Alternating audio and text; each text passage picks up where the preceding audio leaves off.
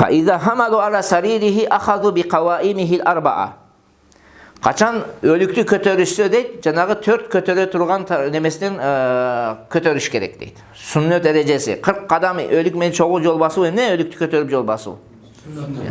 Peygamberimiz sallallahu aleyhi ve sellem'nin sünneti, mustahab amallardan kiret.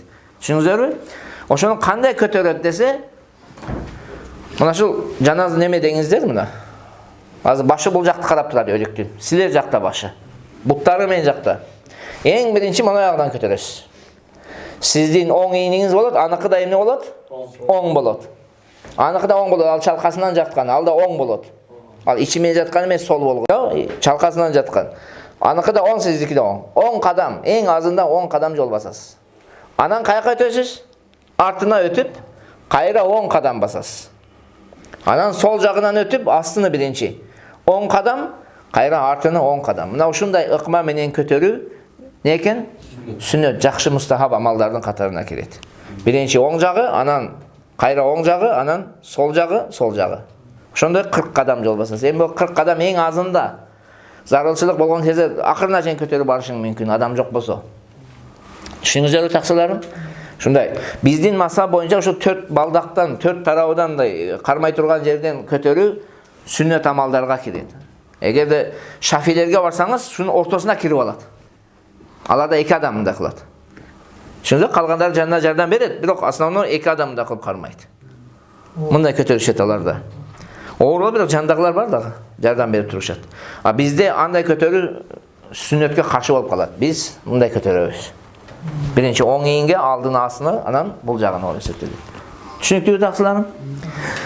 Ва ямшуна биха мусриина дунал хабаб. Мына ошол өлүктү көтөргөн кезде ылдам алып барышат. Бирок эмне кылбаш керек мындай? Мындай. Түшүнүңүздөрбү? Силпеш керек. Мындан дыңкылдатып бар го. Түп-түз эмне кылабыз? Бат алып кетиш керек. Мунун эрежеси бар өзүнүн таксыларым. Кыймылдатканда алып түшүп кетиши мүмкүн, башка нерсе болушу мүмкүн. Ошон үчүн түп-түз алып кетишибиз керек. Эми ошо алып кетип жаткан кезде адамдар бар го, чогуу жаназага барган адамдардын ошол өлүктүн жаназанын арты жагынан, жанагы мына өлүк кетип барса, биз артынан жол басып баруубуз жакшы. Балким бир жардамга муктаж болуп калат да. Көрсөң бир адам чарчап калса, чуркка барып колдон ала коесуң да. Ошон үчүн артынан жол басып баруу мустахаб болот.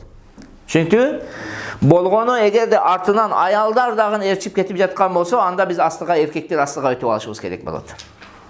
Аялдар менен аралашпай. Эми ал күнү аялдардын баруусу жакшы эмес.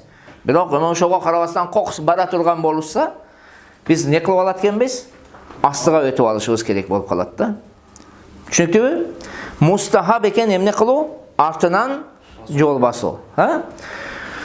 Бирок астынан да жол бассаңыз боло берет. Аялдар жок болсо да астынан жол бассаңыз боло берет. Болгону көп алыстап кетпешиңиз керек.